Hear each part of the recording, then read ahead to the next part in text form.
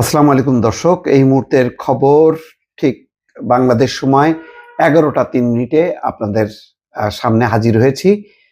খবর হচ্ছে আওয়ামী লীগ নিষিদ্ধের সিদ্ধান্ত। তার আগে থেকেই বোঝা যাচ্ছিল যে আওয়ামী লীগ নিষিদ্ধের মতন একটি পরিস্থিতি তৈরি হয়েছে।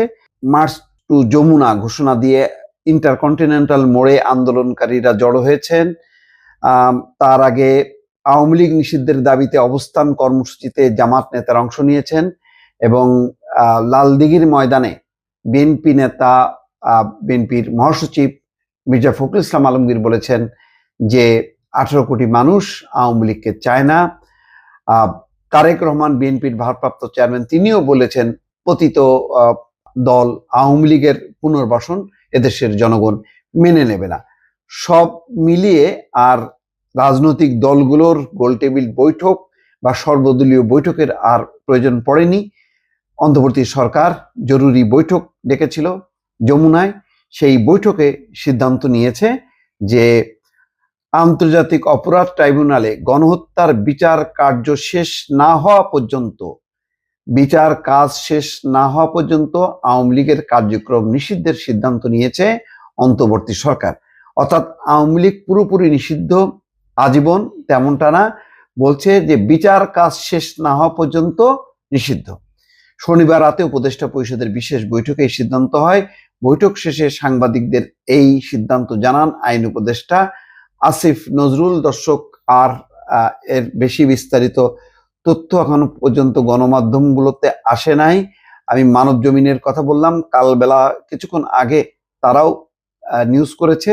ছাত্র জনতা এবং বিভিন্ন রাজনৈতিক দল এবং সংগঠনের আন্দোলনের মুখে অবশেষে বাংলাদেশের সবচেয়ে প্রাচীন দল আওয়ামী লীগকে নিষিদ্ধের ঘোষণা দিয়েছে অন্তর্বর্তী সরকার। শনিবার রাত 11টায় প্রধান উপদেষ্টা ডক্টর মোহাম্মদ ইউনূসের নেতৃত্বে উপদেষ্টা পরিষদের জরুরি বৈঠকে এই সিদ্ধান্ত নেওয়া হয়। বৈঠক শেষে আইন উপদেষ্টা আসিফ নজরুল সংবাদ সম্মেলনে এই তথ্য জানান। দর্শক, এর বাইরে এখনো পর্যন্ত সব রাজনৈতিক দল এখনো সব খবর দিতে পারেনি। আস্তে আস্তে আসছে বিভিন্ন অনলাইনে। যুগান্তর পত্রিকা এইমাত্র একটি খবর দিয়েছে, নিষিদ্ধ হলো ফ্যাসিবাদী দল আওয়ামী লীগ। বাংলাদেশ আওয়ামী লীগকে নিষিদ্ধ করেছে অন্তর্বর্তী সরকার। শনিবার রাত 8টায় রাষ্ট্রীয় অতিথি ভবন যমুনায় এক জরুরি বৈঠকে এই সিদ্ধান্ত নেওয়া হয়। এতে সভাপতিত্ব করেন অন্তর্বর্তী সরকারের প্রধান উপদেষ্টা ডক্টর মোহাম্মদ ইউনূস। রাত 8টায় বৈঠক হলো, 11টার পরপরই এই সিদ্ধান্ত ঘোষণা করা হয়। এর আগে 2024 সালে 23 অক্টোবর স্বরাষ্ট্র মন্ত্রণালয়ের এক প্রজ্ঞাপনের মাধ্যমে আওয়ামী লীগের ভাতৃপ্রতিম সংগঠন বাংলাদেশ ছাত্রলীগকে নিষিদ্ধ করেছিল অন্তর্বর্তী সরকার। হত্যা, নির্যাতন, টেন্ডারবাজি, ধর্ষণ এবং জননিরাপত্তা বিঘ্ন সহ নানা অপরাধের দায়ে এই সংগঠনকে নিষিদ্ধ করা হয়। 5ই আগস্ট ছাত্র জনতার আন্দোলনে আওয়ামী লীগ সরকারের পতনের পর থেকে ছাত্রলীগ নিষিদ্ধের দাবি ওঠে। সর্বশেষ বৈষম্য বিরোধী ছাত্র আন্দোলন এবং জাতীয় নাগরিক কমিটি সহ বিভিন্ন সংগঠনের দাবির মুখে ছাত্রলীগকে নিষিদ্ধ করা হয়। সম্ভবত সেই দাবি অনুযায়ী বা সেই ধারা অনুযায়ী নিষিদ্ধ করা হয়েছিল। দর্শক, ভাগ্যের নির্মম পরিহাস যে আওয়ামী লীগ জামাতকে নিষিদ্ধ করেছিল ক্ষমতা ছাড়ার ঠিক বা ক্ষমতার পতন হবার আগ মুহূর্তে।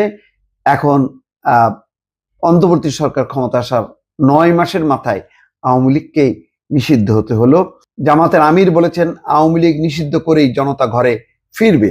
অর্থাৎ জামাত, হেফাজত এবং এনসিপি তারা দৃঢ়ভাবে এই আন্দোলনে নেমেছিল। শাহবাগ ব্লকেট এবং তারা 1 ঘন্টার মধ্যে আওয়ামী লীগ নিষিদ্ধের দাবি জানিয়ে শাহবাগ ছেড়ে তারা হোটেল ইন্টারকন্টিনেন্টাল অর্থাৎ যমুনার কাছাকাছি অবস্থান নেন প্রধান উপদেষ্টার বাসভবনে। এবং মোটামুটি বোঝা যাচ্ছিল যে আওয়ামী লীগ নিষিদ্ধ হতে যাচ্ছে। চট্টগ্রাম থেকে মির্জা ফখরুল ইসলাম আলমগীরও সেই ইঙ্গিত দিয়েছে যে দেশের 18 কোটি মানুষ আওয়ামী লীগকে চায় না। তো এই খবরের মধ্য দিয়ে এবং তারেক রহমান বলেছে যে দেশের মানুষ ফ্যাসিবাদী অপশক্তির পুনর্বাসন চায় না। আওয়ামী লীগ নিষিদ্ধে 1 ঘন্টার আলটিমেটাম। তো যাই হোক, আলটিমেটাম হোক যাই হোক না কেন, বোঝাই যাচ্ছিল যে একটা খবর পেয়ে তারা এই আলটিমেটাম দিয়েছে এবং শেষ পর্যন্ত মোটামুটি বলা যায় যে সর্বদলীয় বৈঠক না হলেও বিভিন্ন রাজনৈতিক দলের একটা সমর্থন, সাপোর্ট বা নির্দেশনা অনুযায়ী এই যাদের বিরুদ্ধে গণহত্যার অভিযোগ আছে সেই হত্যার বিচার না হওয়া পর্যন্ত আওয়ামী লীগ নিষিদ্ধ থাকলো। দর্শক, এর মধ্য দিয়ে হয়তো বিচার সংস্কার এই প্রসঙ্গগুলো আসবে। আপাতত নির্বাচনের বিষয়টা বেশ কিছুটা পিছিয়ে গেল, এই ব্যাপারে আর কোনো সন্দেহ নেই। দর্শক, ভালো থাকবেন। আল্লাহ হাফেজ।